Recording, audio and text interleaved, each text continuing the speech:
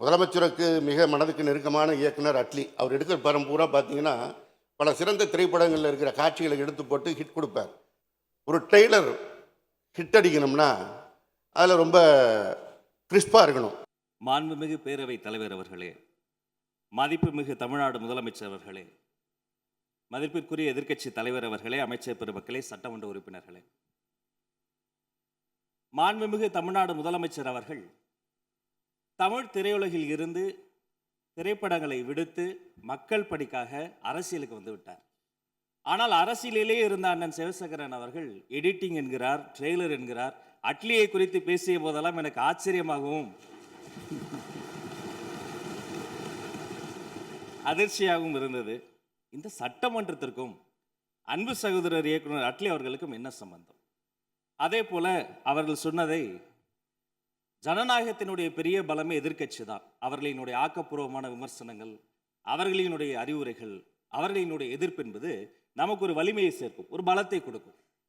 அதே சமயம் விதாண்டாவாதமாக சில விஷயங்களை திரித்து அதனுடைய உண்மை தன்மை புரிந்த பின்பும் அதை வம்பிற்காக பேசுவது என்பது எப்படி சரியாக இருக்கும் என்பதை நாம் புரிந்து கொள்ள வேண்டும். அது மட்டுமல்ல, அவர் குறிப்பிட்டார், காலங்கள் மாறும் காட்சிகள் மாறும் என்றார்.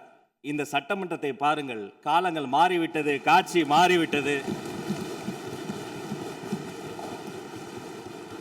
மாண்புமிகு பேரவைத் தலைவர் சொன்னதை போல நான் ரசித்து கேட்டேன் அந்த வரியை. அன்றும் இன்றும் என்றும் தமிழ்நாட்டு மண்ணுக்கும் மக்களுக்கும் ஒரு குணம் இருக்கிறது. மாநில உரிமை, தமிழ் மொழி எங்கள் உயிருக்கும் மேல், தமிழெங்கள் பேச்சு, தமிழெங்கள் மூச்சு, தமிழ்தான் எங்களினுடைய ஒரே பிரதான உயிர் இலக்கு. நேற்றும் முதலில் எது பாடப்பட வேண்டும் என்ற ஒரு விஷயம் வந்தபோது தமிழ்த்தாய் வாழ்த்துத்தான் முதலில் பாடப்பட வேண்டும் என்று ஒன்றிய அரசின் சுற்றறிக்கையை மீறி தமிழ்த்தாய் வாழ்த்தைக்கு முதலிடம் கொடுத்தோம். என்றும் அதைத்தான் நாங்கள் பின்பற்றுவோம் என்று சொல்லி நம்முடைய சட்டமன்றத்தில் மேகதாது உள்ளிட்ட பல்வேறு பிரச்சனைகளை பேசி ஆக்கப்பூர்வமாக இதை டேக்கிங் ஃபார்வர்ட் அடுத்த கட்டத்தை நோக்கி நாம் சென்று கொண்டிருக்கிறோம். மீண்டும் 2 மாமன்ற சட்டமன்ற உறுப்பினர்கள் அவர்களுக்குள் இந்த வார்த்தை விளையாட்டை பேசிக்கொள்வதை விடுத்து ஆக்கப்பூர்வமான அரசியலுக்கு நோக்கி நாம் செல்ல வேண்டும் என்பதை மாண்புமிகு பேரவைத் தலைவர் மூலமாக கேட்டுக்கொள்கிறேன். நன்றி. முதலமைச்சருக்கு மிக மனதுக்கு நெருக்கமான இயக்குனர் அட்லி. அவர் எடுக்கிற படம் பூரா பார்த்தீங்கன்னா, பல சிறந்த திரைப்படங்கள்ல இருக்கிற காட்சிகளை எடுத்து போட்டு ஹிட் குடுப்பார். ஒரு ட்ரெய்லர் ஹிட் அடிக்கணும்னா, அதில ரொம்ப கிறிஸ்பா இருக்கணும். மாண்புமிகு பேரவைத் தலைவர் அவர்களே, மதிப்புமிகு தமிழ்நாடு முதலமைச்சர் அவர்களே, மதிப்பிற்குரிய எதிர்க்கட்சி தலைவர் அவர்களே, அமைச்சர் பெருமக்களே, சட்டமன்ற உறுப்பினர்களே, மாண்புமிகு தமிழ்நாடு முதலமைச்சர் அவர்கள் தமிழ் திரையுலகில் இருந்து திரைப்படங்களை விடுத்து மக்கள் பணிக்காக அரசியலுக்கு வந்து விட்டார்.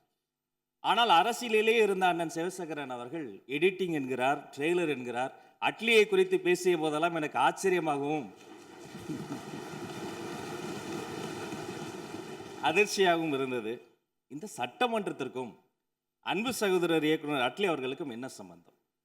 அதே போல அவர்கள் சொன்னதை, ஜனநாயகத்தினுடைய பெரிய பலமே எதிர்க்கட்சி தான். அவர்களினுடைய ஆக்கப்பூர்வமான விமர்சனங்கள், அவர்களினுடைய அறிவுரைகள், அவர்களினுடைய எதிர்ப்பு என்பது நமக்கு ஒரு வலிமையை சேர்க்கும், ஒரு பலத்தை கொடுக்கும்.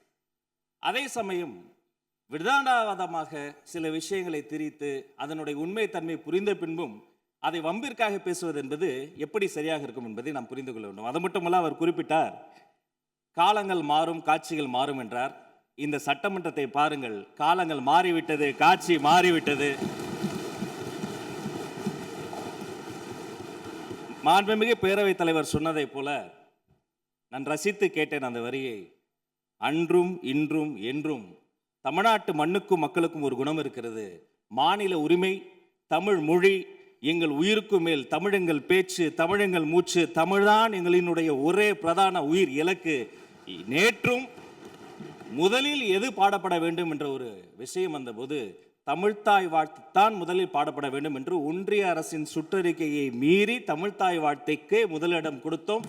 என்றும் அதைத்தான் நாங்கள் பின்பற்றுவோம் என்று சொல்லி நம்முடைய சட்டமன்றத்தில் மேகதாது உள்ளிட்ட பல்வேறு பிரச்சனைகளை பேசி ஆக்கப்பூர்வமாக இதை டேக்கிங் ஃபார்வர்ட் அடுத்த கட்டத்தை நோக்கி நாம் சென்று கொண்டிருக்கிறோம். மீண்டும் 2 மாமன்ற சட்டமன்ற உறுப்பினர்கள் அவர்களுக்குள் இந்த வார்த்தை விளையாட்டை பேசிக்கொள்வதை விடுத்து ஆக்கப்பூர்வமான அரசியலுக்கு நோக்கி நாம் செல்ல வேண்டும் என்பதை மாண்புமிகு பேரவைத் தலைவர் மூலமாக கேட்டுக்கொள்கிறேன். நன்றி.